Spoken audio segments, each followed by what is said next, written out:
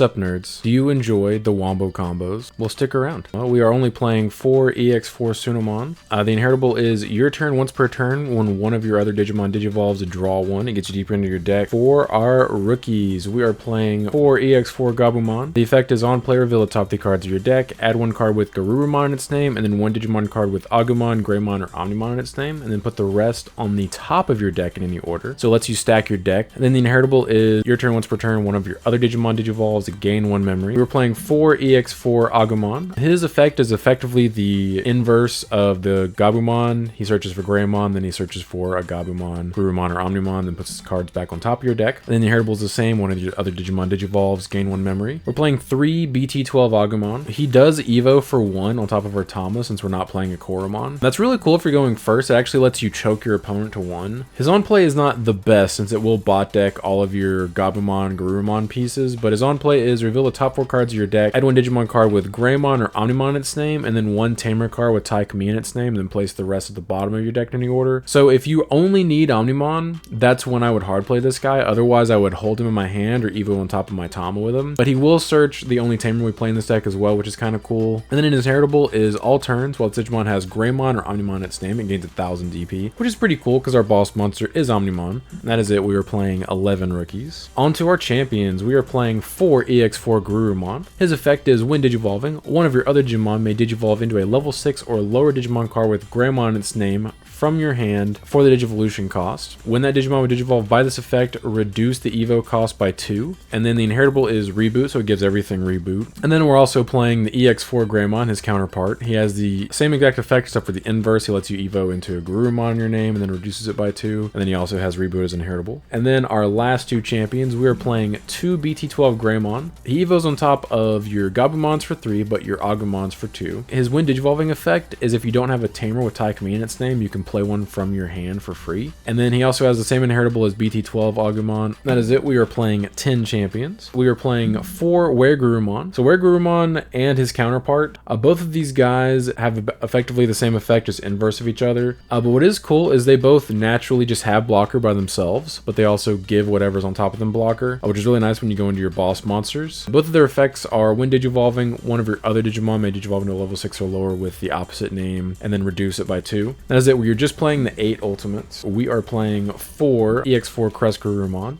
He has several effects. He does Evo on top of black or blue for 4, but he Evos on top of Were Garurumon specifically for 3. And then his when digivolving effect is activate one of the effects below. One of them is choose any number of your opponent's Digimon that their play cost adds up to 6 and return them to the bottom of the owner's deck. And then the next one is one of your other Digimon may digivolve into a level 6 or lower Digimon card with Greymon in its name without paying the cost. So this actually lets you Evo for free, which is really nice. And the last effect is this Digimon and one of your other Digimon in play may DNA digivolve into a Digimon in your hand for the cost, which still stands. We don't have any DNA Digimon that actually have a cost. They're all free, but you know, future proofing or whatever. And the inheritable is when attacking once per turn.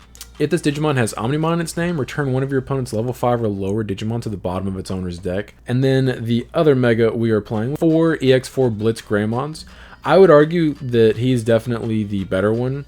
So he Evos on top of Metal Greymon specifically for 3, or Evos on top of Red or Black for 4. And then the effects are activate one of the effects below when digivolving. The first one is D-Digivolve 1 on 3 of your opponent's Digimon, which is really nice. D-Evo effects are very, very powerful because it gets rid of boss monsters that have like inherent built-in protection as long as they don't have D-Evo protection. And then the other 2 effects are effectively the same except for inverse.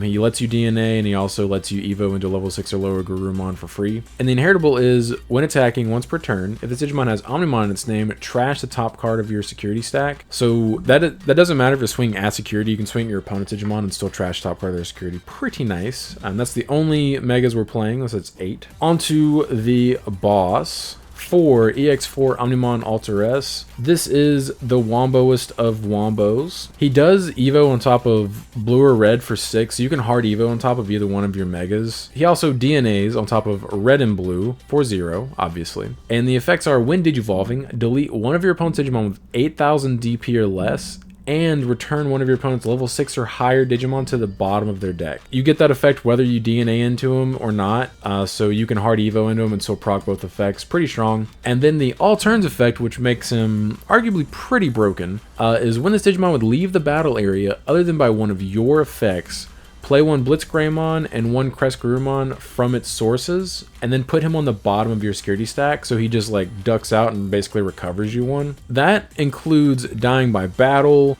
getting hit by a removal option, all that stuff. The only thing to out him without proccing that effect is de-evoing him. That is it. Anything else that removes him, he's going to be like, nope, and then get out of there and play his 2 megas back out. He makes Chaos Degradation actually fizzle completely, because Chaos Degradation doesn't trash a card in your security unless it puts a card on their security. So when he actually dips out and protects himself, he keeps that effect from resolving, so it just fizzles. So they just pay memory to do nothing. Very, very powerful. The goal of this deck is to turbo into this dude, and it does it pretty efficiently. And then our last level 7, we are playing a 1 of Omnimon Alter B from EX4. So a lot of people play like 2 of this, sometimes even more. I don't really agree with that. This guy does just let you win games, but he's not part of the combo. He's effectively a win more card, but having him like clog your hand when you just want a combo is going to be really detrimental. He can hard evo on top of either one of your level 6s for 5 memory, or he can evo for 2 on top of your Omnimons. And then his effect is when Digivolving, Digivolve 3 one of your opponent's Digimon, then choose any number of your opponent's Digimon whose play cost adds up to 6 or less and delete them. Then the other effect is, and this is why you play him in this deck, when attacking by trashing up to 3 level 6 or higher Digimon cards in this Digivolution's sources, delete one of your opponent's cards with the lowest play cost for each card trash. So that includes Tamers. So you can delete Digimon and Tamers. And then if you trashed at least 3 cards with the effect, you get to trash the top 2 cards of your opponent's security stack. You have Blitz, Crest, and Omnimon, Alter S. You go into this guy, you swing. Blitz will trash a card on the swing. Crest will bot deck a 5 or lower, and then you activate his effect to trash all 3 sources. It deletes 3 things that are the lowest play cost, and then you trash 2 more. So like if you go into him on top of your full stack, you trash 3 security cards. Like, he just lets you just win games out of nowhere. That being said, I wouldn't hate it if he was cut for a piece that lets us see our combo a little more, but he is very, very powerful. And on to our Tamers. We are only playing 4 Tamers in this deck. It's 4 Matt Ishida and Tai Kamiya from EX4. They are very vital for letting you combo easily without having to have 2 bodies on the board already. So the effect is, your turn when you play a Gabumon or Agumon, by suspending this Tamer, gain 1 memory. Then the very important effect is, your turn once per turn, one of your Digimon Digivolves. If you have 1 or fewer Digimon, you may play a Gabumon if you evoed into a Greymon, or you may play an Agumon if you evoed into a Garurumon. So this lets you promote your rookie, evo into one of your champions, and then play the opposite from your hand or trash for free. And then obviously, because you played it, you can then tap it to gain a memory. Don't play less than 4 of this card. And then on to our last 4 cards, 4 options. For those of you that followed the channel for a little while, you know that I actually really like this card. So this is Heir of Dragons from BT4, a very old card. It costs 3 memory. And the effect is main trigger draw 2, and that's literally the only reason I'm playing it, but there is a bonus effect. If you have a Greymon or Drummon in its name in the battle area, you can then delete one of your opponent's Digimon with 4,000 DP or less. We're obviously playing Greymons in this deck, so that can and will come up. And then the security effect is activate the card's main effect. So you draw 2 no matter what. Some people will ask, why aren't you playing Fireball? Because that only costs 2 and that can draw you 2 cards. The sole reason is because Fireball can fail to draw if there's a body to delete on the field. And that is really bad when the only reason you're playing this card is to dig deeper into your deck. You're powering into your deck trying to see your combo pieces. And the fact that this is red does make it a little awkward, but we are playing quite a few things that would let us hard play that.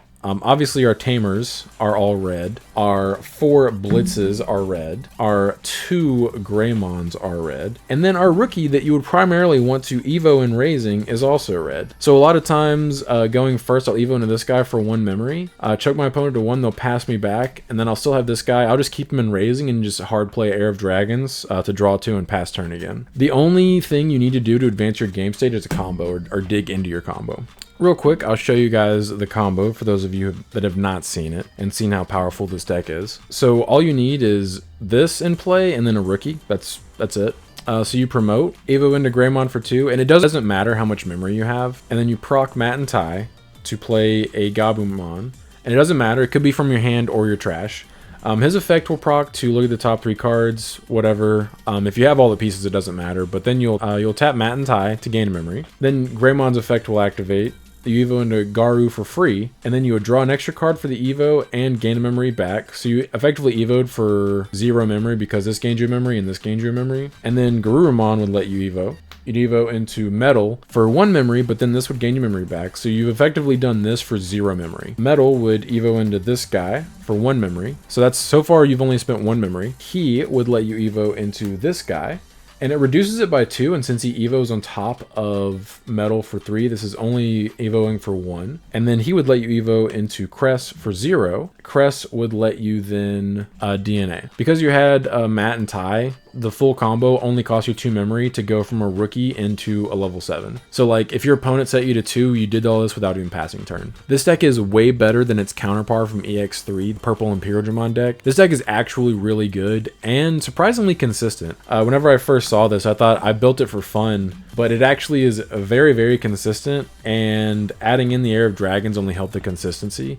Getting those checked in securities like a blowout, digging 2 cards into your deck for free basically. Because once you see your combo, like if this card hits the field, it's very challenging for most decks to deal with it, and even if they do, you can just poop out 2 megas and then go into another one. Like I think this deck's a little bit slept on. Like it seems like a meme deck, but it actually is not. It is very, very strong. I highly recommend you guys give it a shot. If you have any questions or anything, let me know in the comments, but I do appreciate you guys stopping by. Don't forget to like and subscribe if you enjoy seeing this kind of content. Want to come back for more. But until next time, see ya.